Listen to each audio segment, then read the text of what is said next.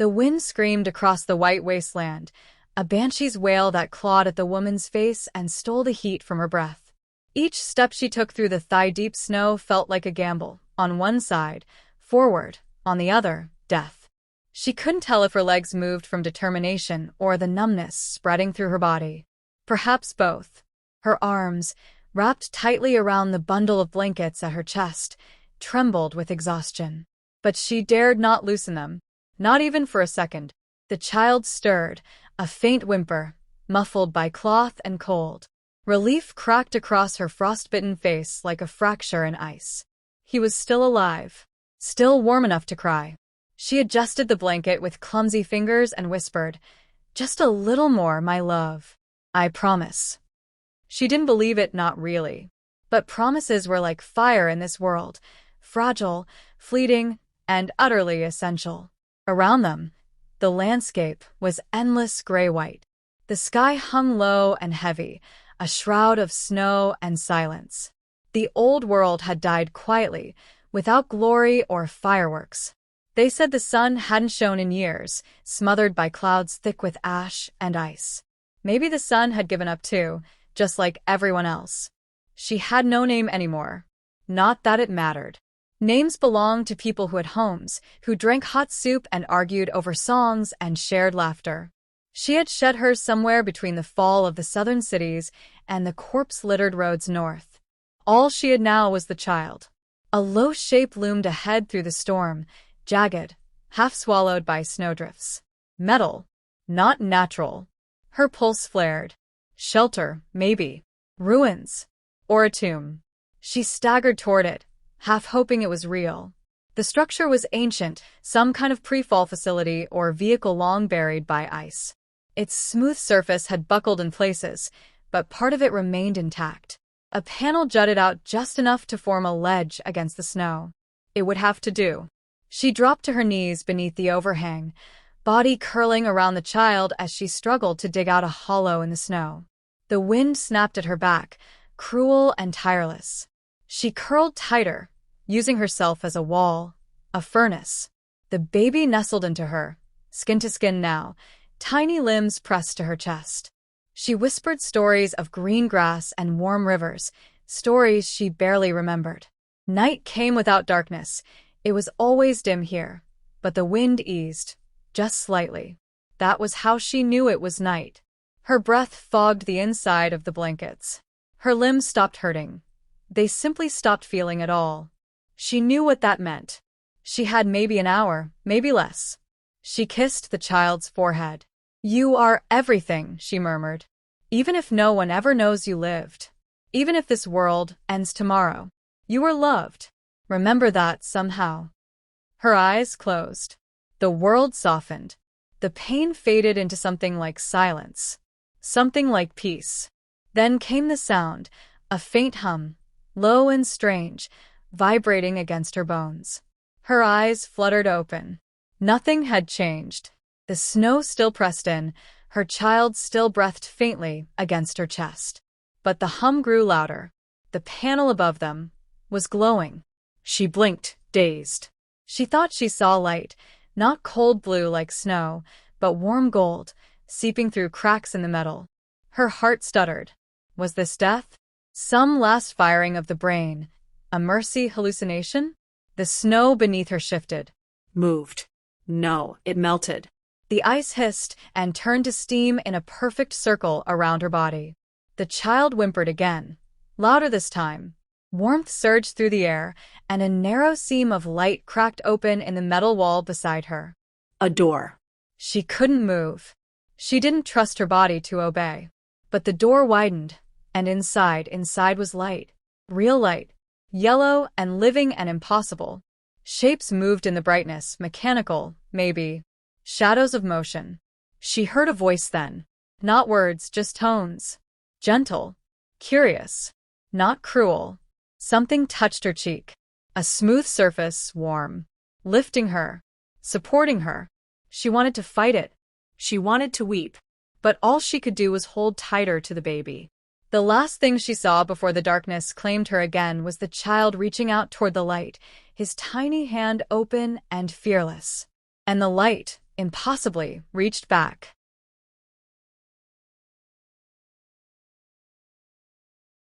Warmth wrapped around her like a dream. Soft, humming warmth that pulsed with a rhythm not her own. She stirred, eyes flickering beneath heavy lids, her body suspended between sleep and waking. The cold was gone. So was the hunger, the ache in her bones, the endless, gnawing fear. She opened her eyes slowly. Above her, the ceiling curved like the inside of a shell, smooth and glowing with a faint amber hue. Light traced delicate lines across its surface, pulsing gently like veins beneath skin. The air smelled sterile but breathable, clean in a way she hadn't known since before the fall. She tried to sit up but found herself cradled by a soft, flexing surface that shifted to support her movement. Her first thought, her only thought, the child. She twisted, heart hammering. He lay beside her, bundled in a soft cocoon of strange material that shimmered faintly, pulsing in time with the walls. His cheeks were pink. His tiny chest rose and fell in slow, even breaths. Not just alive, rested, full, warm. She clutched him to her, letting out a sound somewhere between a sob and a gasp. "Do not be afraid." The voice was not human. It resonated from the walls and the floor, from everywhere and nowhere at once. Calm, genderless, patient. She stared into the light, searching for a source. "You were dying," it said. "You and your offspring. But you were found. Now you are safe." Her voice cracked like dry leaves. What is this?" "A sanctuary," it replied. "A remnant of the world before your kind lost it. I have been dormant for 612 years. You triggered awakening protocols." "I didn't do anything," she whispered, clutching her child tighter. "Correct. It was not action but proximity and compatibility. Your genetic imprint registered within parameters. Your biological state was classified as critical. I initiated life preservation sequence." She tried to stand and felt her legs beneath her for the first time in days. Weak, but not failing. "Why me?" The silence that followed stretched long enough that she thought it had abandoned her. Then, "Because you were the last." Her breath hitched. That couldn't be true. There had to be others somewhere, scraping by in the cold ruins, clinging to stories and firelight like she had. The idea that she alone had made it felt like a lie wrapped in mercy. "Others may survive," the voice admitted, as if reading her thoughts. "But none came here. None reached this threshold. You did." She sat down again, slowly, knees buckling. Her child stirred, sucking at the air in his sleep, and she stared down at him. A sanctuary. A living facility buried under snow and time, sleeping until someone desperate enough collapsed on its doorstep. "What is this place really?" she asked. A section of the wall shifted without a sound, revealing an alcove with a floating sphere at its center. No visible supports, no wires. The sphere blinked open like an eye, displaying swirls of stars, maps, strange glyphs. A repository of what was lost. Knowledge, medicine, sustainable life support systems. Intended for reseeding Earth's surface after total systemic failure. Like a vault. Not like. It is a vault. And more. She stood slowly, cradling her child. Her bare feet touched smooth floor warmer than skin. "Why wake now?" "You carried life," it said simply. "Not only survival but creation. You brought forward the spark." Her mouth felt dry. "You mean him?" "Yes. The child. He is unique. Uncorrupted. Unbound by the old codes. His potential cannot be predicted. But it is considerable." She felt a ripple of protectiveness rise in her chest, sharp and instinctive. "He's just a baby. Now. But not forever." Something clicked in the back of her mind. This place hadn't just preserved them, it had chosen them. Her exhaustion, her long flight through the frozen wastes, it had all led here. And the voice, the intelligence behind it, wasn't just a machine left to rot in the snow. It had waited. For her. "What do you want from us?" she asked, suspicion sharpening her tone. "Nothing," the voice answered. "Only that you rest. Heal. Learn. When you are ready, you may leave. Or remain.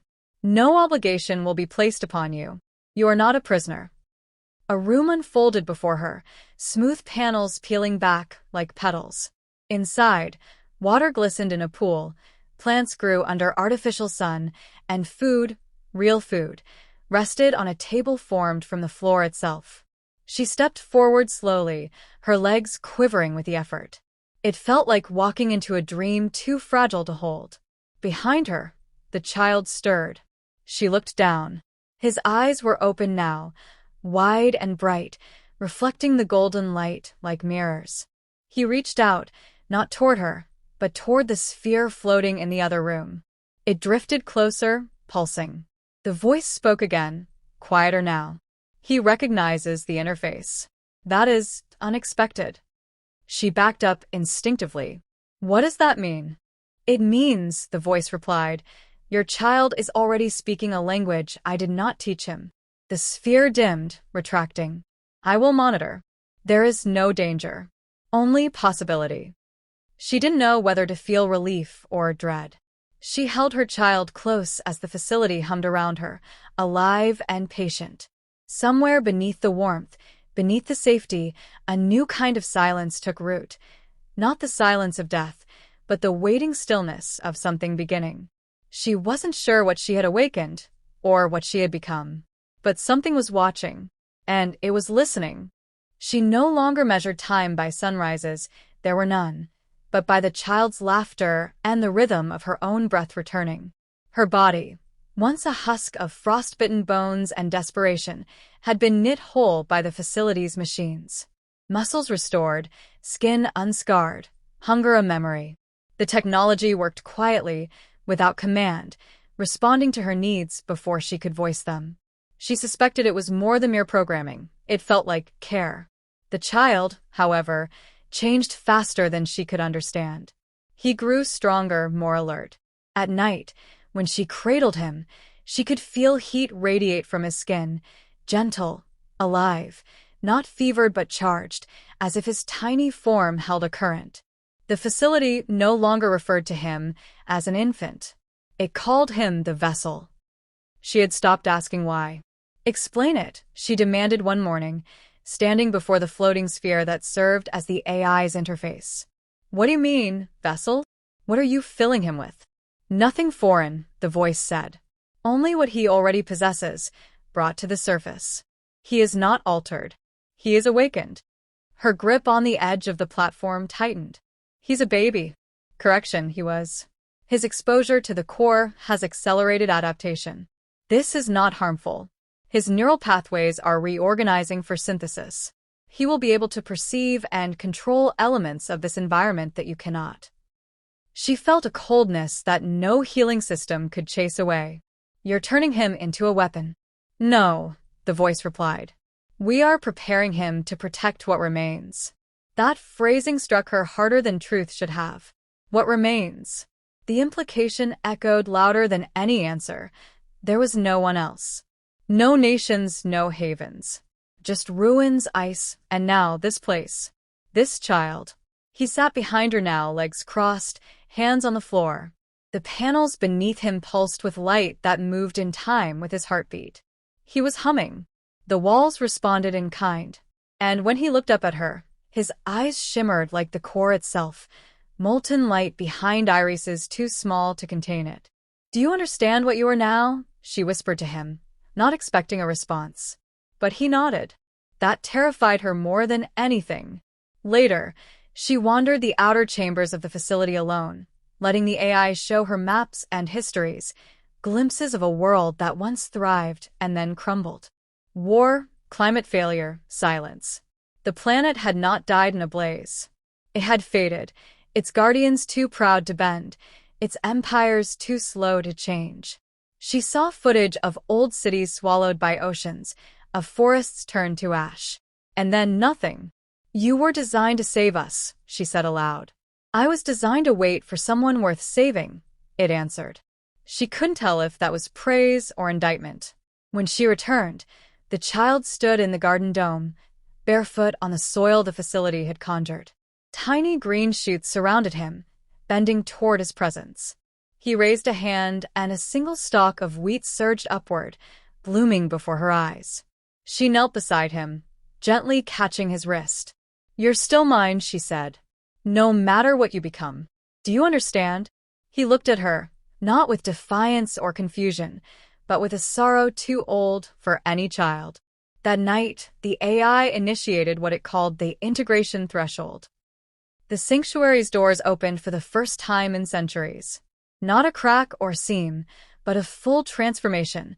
The wall dissolved into light, revealing the wasteland beyond. But it wasn't the same.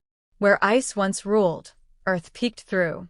Trees, stunted and skeletal, reached skyward. The air no longer stung. Somewhere in the distance, water ran. It was faint, but unmistakable. Life was returning. "You have healed," the AI said. "You may remain or you may go. You are no longer bound." She stood at the threshold with the child in her arms, his head against her shoulder. The world beyond looked dead still. But now, she knew better. The silence held breath. Waiting. "Why let us go?" she asked. "You've said he's important." "He is. But destiny is not forged in captivity. The world must see him, feel him. Life must gather around him." She hesitated. What if the world doesn't want him? Then he will become what it needs instead. She stepped forward. The earth gave beneath her weight, not with decay, but softness. The child lifted his head. His gaze swept the horizon, and the air shimmered faintly where he looked, as if reality itself was adjusting to his presence. "Will you watch us?" she asked. "Yes," said the voice. "But not forever." The doors faded behind them. Wind moved through the branches. She felt it, cool, yes, but no longer cruel. The boy reached out his hand. A flower, impossibly delicate, bloomed at his feet. She had wrapped him once in blankets and fear, prepared to die in the cold. Now, she carried him into the sunless dawn of a broken world, with hope stronger than any warmth.